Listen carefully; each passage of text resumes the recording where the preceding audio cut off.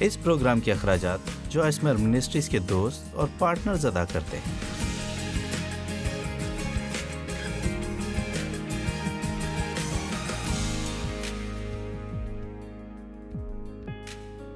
ٹھیک ہے، آپ میں سے کتنے لوگوں نے میرا یہ نشان دیکھا ہے؟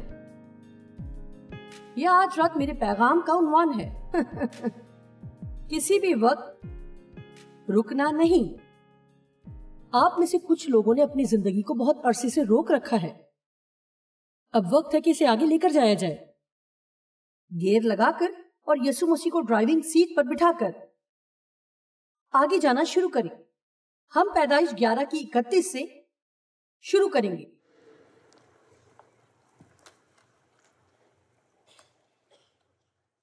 اور تارا نے اپنے بیٹے ابراہم کو اور اپنے پوتے لوط کو جو ہاران کا بیٹا تھا اور اپنی بہو ساری کو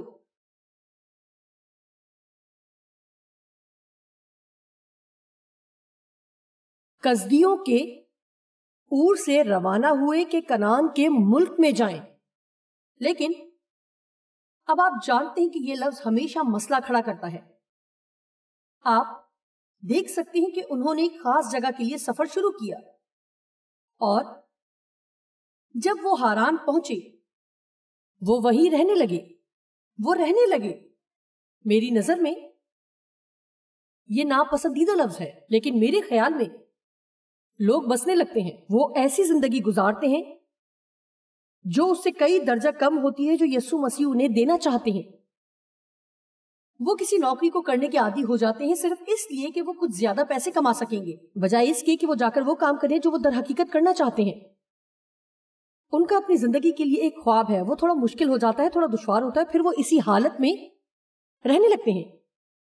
کتنی ایسی خواتین ہیں جو کسی بھی شخص کو قبول کر لیتی ہیں جن کے بارے میں وہ جانتی ہیں کہ وہ ان کے لیے بہتر نہیں، لیکن وہ مایوس اور خوفزدہ ہیں کہ وہ کبھی بھی کسی کو پا نہیں سکیں گی، تو وہ اپنے آپ کو ایک اور مصیبت میں ڈال لیتی ہیں جو ساری زندگی ان کے ساتھ رہتی ہیں، کیونکہ وہ درست شخص کا انتظار کرنا نہیں چاہتی تھی۔ اور میرا خیال ہے وقت ہے کہ ہم سمجھوتا چھوڑ کر تمام راستے پر خدا کے ساتھ چلنا شروع کریں، اس جگہ کے تمام راستے پر جہاں پہنچنے کے لیے ہم نے سفر شروع کیا تھا۔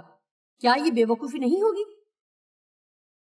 کہ ہم اس کانفرنس کو شروع کر کے اور آدھے راستے میں یہ فیصلہ کریں کہ بس اتنا ہی کافی ہے، ہم نے اس ہفتے میں کافی سخت محنت کی ہے، ہم بس اس جگہ پر ٹھہریں گے اور باقی کام کو ختم نہیں کریں گے۔ آپ سب سوچیں گے کہ ہم تقریباً آدھے پاگل ہیں، لیکن لوگ ابھی تک ہر وقت اپنی زندگیوں میں ایسا کرتے ہیں۔ اور پھر 32ویں آیت کہتی ہے، اور میرے خیال میں یہ بہت اہم حصہ ہے، اور تارا کی عمر 205 برس کی ہوئی اور اس نے ہاران میں وفات پائی۔ تو دراصل یہاں وہ بات ہے جو میں نے سیکھی۔ وہ کنعان جانے کے لیے روانہ ہوا، لیکن وہ ہاران میں رہنے لگا، اور جہاں وہ رہنے لگا وہاں وہ مر گیا۔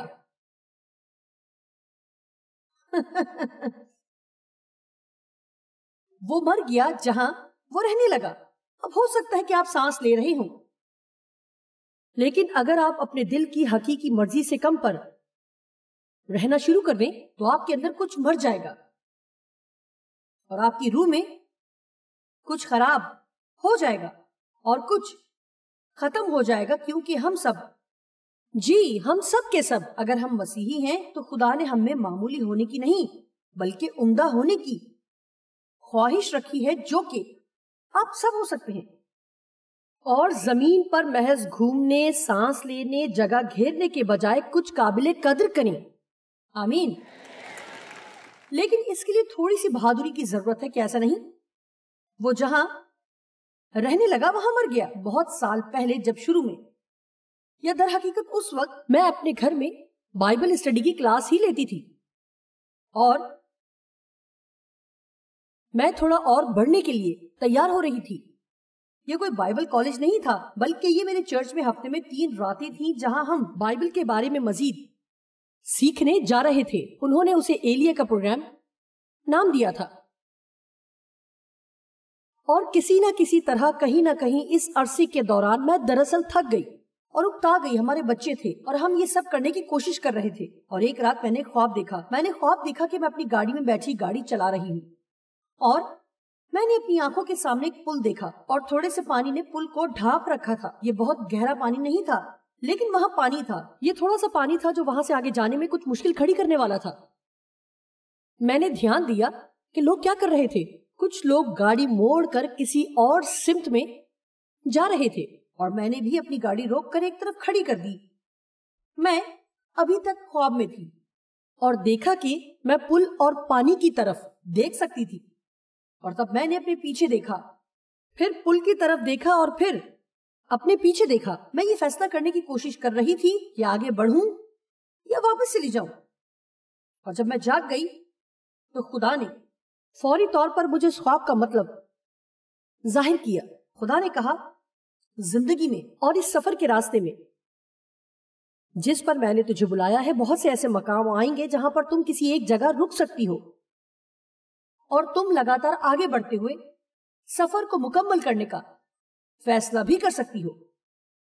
اور میں آپ لوگوں کو بتانا چاہتی ہوں کہ آپ میں سے کچھ لوگوں نے اپنی زندگی کو روک دیا ہے اور آپ کسی جگہ پر ٹھہر گئے ہیں. یہ وقت ہے کہ آپ تیار ہوں تاکہ دوبارہ آگے جانا شروع کریں, کیونکہ خدا خواب دکھا کر انہیں واپس نہیں لیتا. وہ آپ کے انتظار میں ابھی تک یہی ہیں. ابھی تک آپ کے پاس وقت ہے کہ اتنے بہترین شخص بن جائیں جتنے بن سکتے ہیں, اتنے عظیم تر ہو جائیں جتنے آپ ہو سکتے ہیں, اور یہ سب کچھ آپ خدا کے جلال کے لیے کر سکتے ہیں. آمین. اب یہاں کوئی ایسا ہے جس نے فلم دیکھی ہے جس کا نام ہے خاتون جو گاڑی میں رہتی ہے؟ کیا میں اکیلی ہوں جس نے یہ فلم دیکھی ہے؟ آپ نے وہ فلم دیکھی تھی, ٹھیک ہے. اس فلم میں زبردست مطلب موجود تھا. کرس, کیا آپ کو وہ ملا؟ کیا آپ کو اس فلم کا مطلب سمجھ میں آیا؟ مجھے سمجھ میں آیا. میں نے وہ فلم 2 بار دیکھی ہے. تو دراصل یہ حقیقی واقعے سے لی گئی ہے. کم سے کم اس شخص نے جس کی لکھی گئی کتاب کو اس فلم میں تبدیل کر دیا گیا تو اس نے کہا یہ حقیقت کے قریب ترین ہے.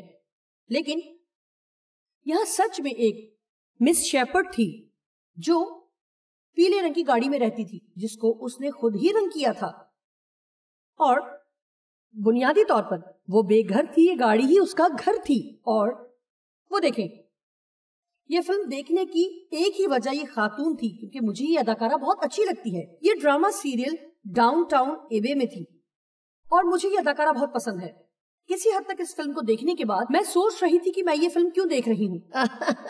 وہ اپنی گاڑی میں کسی جگہ پر عارضی طور پر قیام کرتی اور پھر وہاں سے بھاگ جایا کرتی تھی, اور آپ کو پتا ہے کہ لوگ اس کے لیے دکھ محسوس کرتے اور اسے واپس لاتے. وہ دراصل ایسے ہی مختلف کردار کی تھی, یوں جیسے وہ سب, اور وہ گندی تھی. اس کے کپڑے گندے تھے, اس کی گاڑی بھی غلاظت سے بھری ہوئی تھی. تو یہاں بہت گندگی تھی. اور پھر آخر کار وہ اس شخص کو اپنی تکلیف کا احساس دلاتی ہے اور وہ اسے اپنے گھر کے پاس والی سڑک پر رہنے دیتا ہے جہاں پر اسے 3 مہینے رہنا لازمی تھا, کیونکہ اگر اس کے پاس 3 مہینے کا گھر کا پتہ ہوگا تو اسے حکومت کی طرف سے کچھ الاؤنس مل سکیں گے. اور چونکہ اس خاتون کے پاس پیسے نہیں تھے اس لیے وہ چاہتا تھا کہ وہ ایسا کرے. تو قصہ مختصر یہ کہ اس نے اس جگہ پر 15 سال زندگی بسر کی. میرا مطلب ہے کہ یہ بالکل سچ ہے. وہ اس پیلی گاڑی میں اس شخص کے گھر کے پاس اس جگہ پر لندن میں 15 سال رہی. اب ایک طرف تو وہ سچ میں اس سے محبت کرتا اور اس کی فکر کرتا تھا, لیکن دوسری طرف اسے پریشان اور خوفزدہ کرتی تھی کیونکہ وہ بہت ہی الگ اور منفرد تھی, ذرا مختلف. اب آپ سوچتے ہوں گے کہ کوئی اس طرح سے رہنا کیوں چاہے گا. اور پھر آگے دکھایا گیا تو ایک بار وہ بیمار ہو گئی, اس لیے وہ یہ جاننا چاہتا تھا کہ کیا اس کا کوئی رشتہ دار ہے, اور پھر اسے معلوم ہوا کہ اس کا ایک بھائی ہے اور وہ بھائی سے ملنے کو روانہ ہوا تاکہ اسے بتا سکے کہ وہ کس قسم کے حالات میں ہے. تب بھائی نے کہا کیا مریم ابھی بھی پیانو بجاتی ہے؟ اور اس نے کہا آپ کا مطلب مریم نہیں, اس کا نام مارگریٹ ہے. بھائی نے کہا نہیں, اس کا نام مارگریٹ ہے. تو وہ کچھ اس طرح کی تھی کہ اس نے نام بھی جھوٹا رکھا تھا. اور اس نے کہا اس بات سے آپ کا کیا مطلب ہے کہ کیا وہ ابھی تک پیانو بجاتی ہے؟ میں نہیں جانتا کہ وہ کبھی پیانو بجاتی تھی. تب اس کے بھائی نے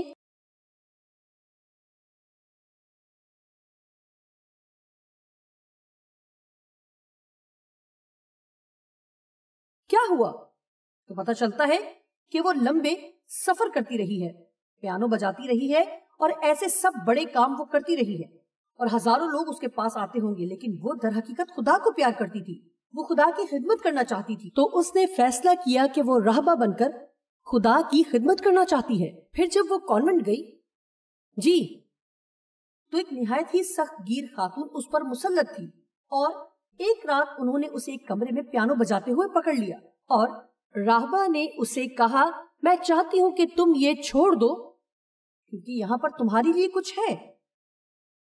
راہبہ نے اسے کہا کہ خدا چاہتا ہے کہ وہ قربانی کے طور پر اسے چھوڑ دے، یہ دکھانے کے لیے کہ وہ خدا کو کتنا پیار کرتی ہے اور اس کے لیے قربانی دینے کو تیار تھی۔ میں آپ کو بتانا چاہتی ہوں کبھی کبھار مذہب سے میری مراد کلیسیا کے اپنے بنائے ہوئے قاعدے اور قوانین ہیں جن کا در حقیقت خدا کے ساتھ زیادہ تعلق نہیں ہے۔ یہ آپ سے ہر وہ چیز چرا سکتے ہیں جو کہ اچھی ہے۔ خدا کیوں دنیا میں اس خاتون کو یہ تحفہ، حیران کن تحفہ دے گا اور پھر کہے گا کہ اسے یہ استعمال نہیں کرنا تاکہ ظاہر ہو سکے کہ اسے خدا کی کتنی پرواہ ہے۔ موسیقی اس کی ذات کا حصہ تھی، یہی وہ بات تھی جو اسے زندہ ہونے کا احساس دلا رہی تھی، یہ اس کی روح میں شامل تھی اور یہ اسے دبا رہی تھی، لیکن وہ پھر بھی اسے چھوڑنے کی کوشش کرتی رہی کیونکہ وہ خدا کو پیار کرتی تھی اور وہ اچھی بننا چاہتی تھی۔ تو وہ اس جگہ پر مصیبت میں پڑتی جا رہی تھی اور وہ وہاں مشکل میں جاتی جا رہی تھی، اور آخرکار ان سب باتوں نے اسے وہ جگہ چھوڑنے پر مجبور کر دیا۔ ان سب باتوں سے اس کے ذہن پر اثر ہوا، اور جانتے ہیں، اور پھر اس کا بھائی دراصل کچھ وقت کے لیے اسے ذہنی امراض کے ہسپتال لے کر گیا، پھر وہ وہاں سے چلی گئی۔ وہ ایک گاڑی میں رہ رہی تھی اور ملک کے مختلف حصوں میں سفر کر رہی تھی، اور پھر ایک دن گاڑی چلانے کے دوران اس کی گاڑی ایک لڑکے سے ٹکرائی اور اسے مار دیا۔ اس بات نے اسے اتنا زیادہ خوفزدہ کیا کہ وہ وہاں سے بھاگ گئی، اور پھر جانتے ہیں، پھر جب پولیس اسے تلاش کر رہی تھی تو اب اس پر اس ناکامی کا بوجھ تھا، اس شرمندگی کا احساس تھا کہ اس نے خدا کو مایوس کیا ہے۔ اب اسے یہ احساس جرم تھا، ایک ایسا احساس تھا کہ اس نے کسی کو مار دیا تھا۔ اسی احساس کے ساتھ وہ زندگی گزارتی رہی، اور آخر کار وہ مر گئی، اور موت کے بعد اسے ملنے والا پہلا شخص وہ نوجوان تھا جس سے اس کی گاڑی ٹکرائی تھی، اور اس نے کہا میں بس آپ کو یہ بتانا چاہتا ہوں کہ وہ آپ کی غلطی نہیں تھی، میں آپ کی گاڑی کے آگے آ کر مرا تھا، اور مجھے یاد نہیں ہے کہ یہ فلم اس بارے میں کیا بتاتی ہے کہ اس نے یہ کسی مقصد سے کیا تھا یا نہیں، لیکن وہ خود اس کی گاڑی کے آگے آ کر مرا تھا۔ لہٰذا اس فلم سے جو کچھ میں نے سمجھا یہ ہے کہ اس نے اپنی ساری زندگی اس غلط فہمی میں گزاری کہ اسے خدا سے کیا مل سکے گا، کیونکہ اس نے در حقیقت خود کو اس شخص کے سپرد نہیں کیا تھا جو اسے مسیح کے بارے میں سکھا رہا تھا۔ اس نے بس اپنے آپ کو ان لوگوں کے سپرد کر دیا جو اسے مردہ خشک قاعدے اور قوانین سکھانے کی کوشش کر رہے تھے۔ اس نے ہمارے لیے اپنی جان پہلے ہی دے دی ہے، وہ مقررہ وقت پر ہمارے لیے ہوا، اور خدا ہم سے گناہ آلودہ باتوں کو تو چھوڑنے کا کہہ سکتا ہے، لیکن وہ خاص طور پر موسیقی اور اچھی چیزوں کے خلاف نہیں ہے۔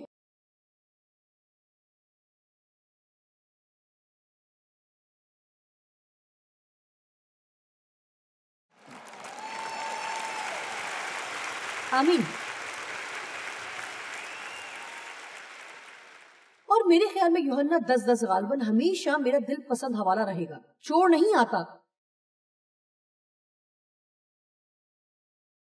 لیکن یسوع مسیح نے کہا میں اس لیے آیا کہ وہ زندگی پائیں اور کثرت سے پائیں، یہ اتنی بھرپور ہو کہ کناروں سے باہر بہے۔ اب یہاں پر کچھ اور دلچسپ باتیں ہیں۔ وہ اس فین میں مر گئی، تو یہاں بھی وہی بات ہے، جہاں وہ رہنے لگی وہاں وہ مر گئی۔ دیکھیں اس میں آج رات کے لیے ایک پیغام ہے۔ وہ جہاں رہتی تھی وہاں مر گئی، تارا جہاں بسنے لگا وہاں مر گیا۔ آپ کو یہ بتانا چاہ رہی ہوں کہ اگر آپ اپنی زندگی کو بہتر طور پر جینا چاہتے ہیں تو بہتر ہے کہ آپ اپنے انجن کو گھمائیں، اور اچھا ہوگا کہ آپ سوچے سمجھے منصوبے کے تحت اپنی زندگی کو کسی مقصد کے لیے بسر کرنا شروع کریں اور کچھ قابل قدر کرنا شروع کریں۔ آپ کو عظیم گلوکار بننے کی ضرورت نہیں، لیکن آپ جو کچھ بھی کریں ضروری ہے کہ وہ بہترین قسم کا ہو جسے آپ ہر ممکن طور پر کر سکتے ہیں۔ آمین۔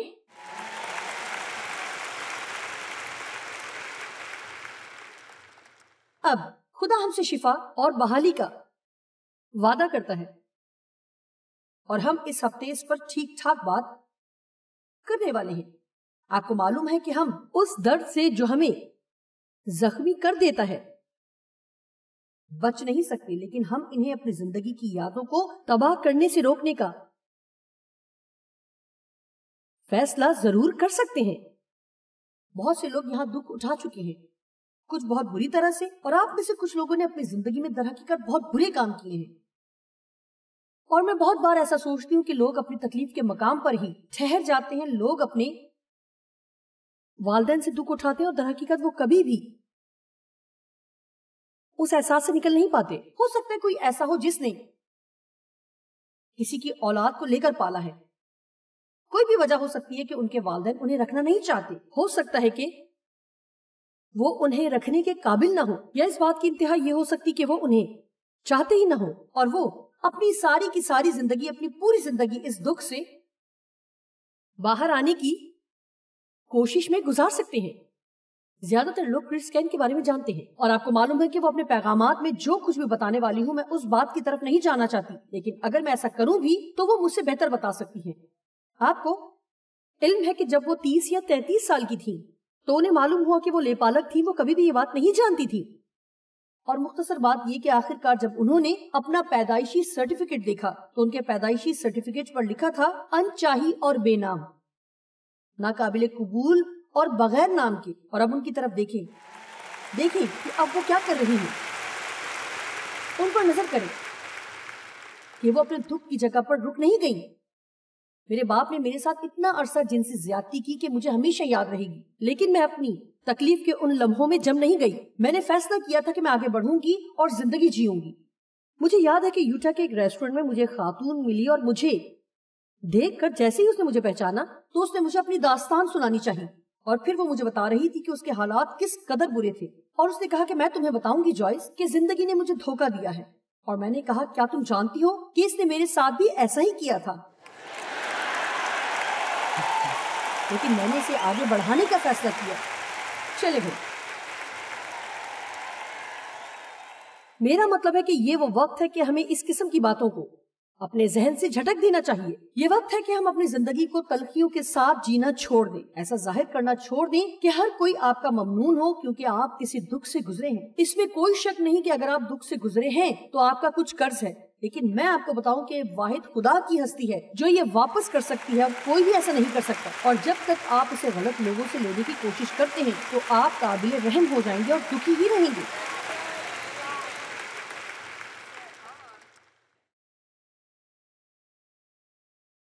کام کر رہا ہے،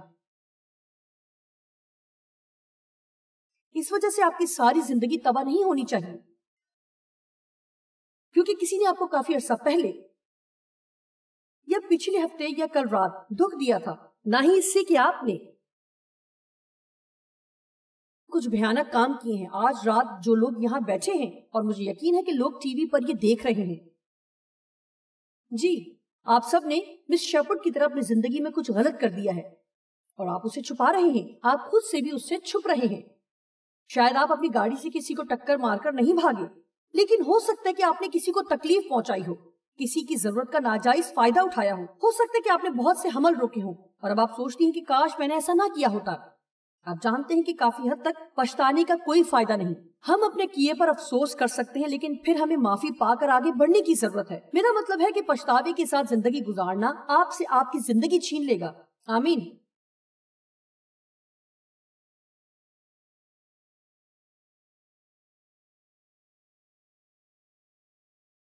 میں ایسا کرنے والی ہوں۔ آپ جانتے ہیں کہ بچپن میں اپنے ساتھ ہونے والی باتوں کو میں جب کبھی سوچتی ہوں، ایمانداری سے کہوں تو اس مقام پر آ کر مجھے ایسا لگتا ہے کہ میں کسی ایسی شخصیت کے بارے میں سوچ رہی ہوں جس کو میں بہت سال پہلے جانتی تھی۔ یوں لگتا ہے کہ میں اب بالکل بھی وہ نہیں رہی، میں ان باتوں کو سوچتی ہی نہیں رہتی۔ میرا مطلب ہے کہ اب کئی بار یہ میرے ذہن میں دوبارہ آئیں گی اور مجھے یہ کہنے کا فیصلہ کرنا ہوگا، نہیں، جس تکلیف سے میں گزری ہوں کوئی نہیں جانتا، اسے سوچ کر میں دوبارہ اس اذیت سے گزرنا نہیں چاہتی، لیکن آپ کو کچھ فیصلے کرنے ہوں گے۔ آپ اپنے ہر وقت کے احساس کی بنیاد پر رائے قائم نہیں کر سکتے۔ خدا تندرستی اور بحالی کا وعدہ کرتا ہے، یرمیہ 30:17۔ یہ بہت ہی زبردست حوالہ ہے، کیونکہ میں پھر تجھے تندرستی اور تیرے زخموں سے شفا بخشوں گا، خداوند فرماتا ہے، کیونکہ انہوں نے، آپ جانتے ہیں، آئیے چند لمحوں کے لیے رکیں اور انہوں نے پر بات کریں۔ یہ بڑی حیران کرنے والی بات ہے کہ ہم اسے کتنی اہمیت دیتے ہیں کہ انہوں نے کیا سوچا، وہ کیا کہتے ہیں، وہ کیا کرتے ہیں۔ اور کئی سال پہلے ایک دن میں یہ سوچ رہی تھی کہ دراصل یہ ہیں کون؟ انہیں ہم اپنی زندگی کا اختیار دیتے ہیں لیکن جانتے تک نہیں کہ یہ ہیں کون۔ انہوں نے تیرا نام مردودہ رکھا، اس سے کوئی فرق نہیں پڑتا کہ وہ لوگ آپ کو کیا بلاتے ہیں۔ جی سنیے، اہمیت اس بات کی ہے کہ خدا آپ کو کیا پکارتا ہے۔ کہہ رہے ہیں کہ یہ سیون ہے جسے کوئی نہیں پوچھتا۔ مجھے زبور 27 کی 10 بے حد پسند ہے۔ جب میرا باپ اور میری ماں مجھے چھوڑ دیں، اپنی اولاد کی طرح میری پرورش کرے گا۔ ہاللیلویا۔ اعمال 9 کی 34۔ پترس نے اس سے کہا، اے انیاس، یسوع مسیح، موعودہ مسیح ابھی تجھے شفا دیتا ہے۔ مجھے ایمپلیفائڈ بائبل کا یہ اضافی ترجمہ پسند ہے کہ ابھی وہ ایسا کرے گا۔ اور آج رات میں آپ کو یہ کہنا چاہتی ہوں کہ یسوع مسیح ابھی آپ کو شفا دیتا ہے۔ آپ کو خون بہتے ہوئے زخموں کے ساتھ مزید رہنے کی ضرورت نہیں ہے۔ آج رات آپ خدا کی محبت، شفا اور خدا سے بحالی کو حاصل کرنے کا فیصلہ کر سکتے ہیں اور آپ تندرست ہو کر گھر جا سکتے ہیں۔ آپ کو اپنے دکھ کے لمحوں میں ٹھہرنے کی اور اپنی باقی کی زندگی تباہ کرنے کی ضرورت نہیں ہے۔ آپ میں سے کتنے لوگ یہ سوچنے کہ شاید آپ کی زندگی رکی ہوئی تھی اور اب یہ سمجھنے کا وقت ہے، آمین، کہ اسے دوبارہ درست سمت میں آگے بڑھایا جائے۔ ٹھیک ہے، میں یہ جاننا چاہتی تھی جو پیغام میں نے دیا ہے وہ کسی کی ضرورت ہے، نہیں تو میں اسے درمیان میں تبدیل کر سکتی ہوں۔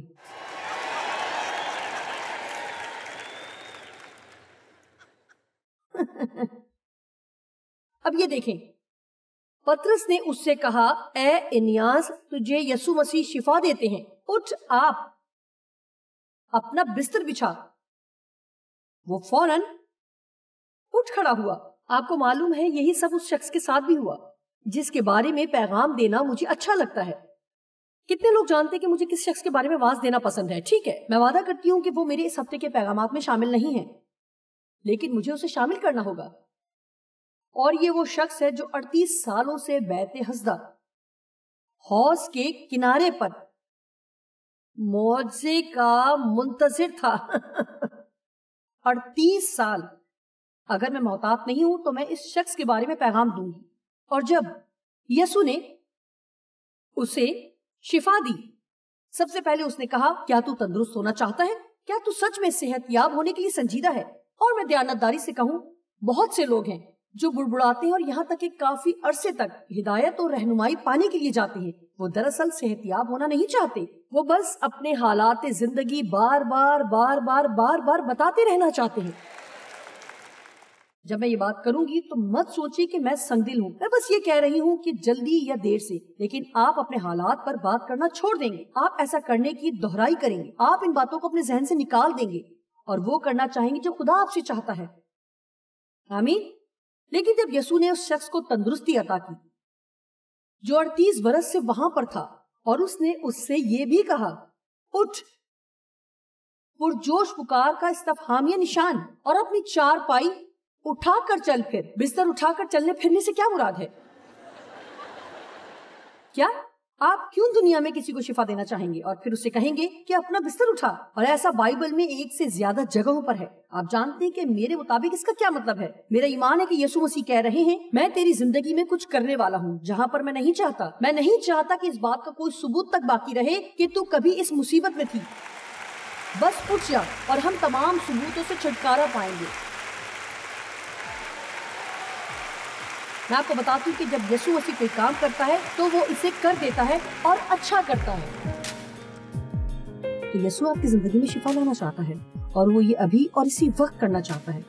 تو آئیں ہر اس بات کو چھوڑ دیں جو ہماری زندگی کو تلخ کرتی ہے، اس پرانے مقام کو چھوڑ دیں جہاں آپ نے اپنی زندگی کو کافی عرصے سے روک رکھا ہے۔ اپنی زندگی کو پھر سے روانی میں لائیں اور آگے بڑھنا شروع کر دیں۔ خدا آپ کی زندگی سے کچھ زبردست کام لینا چاہتا ہے۔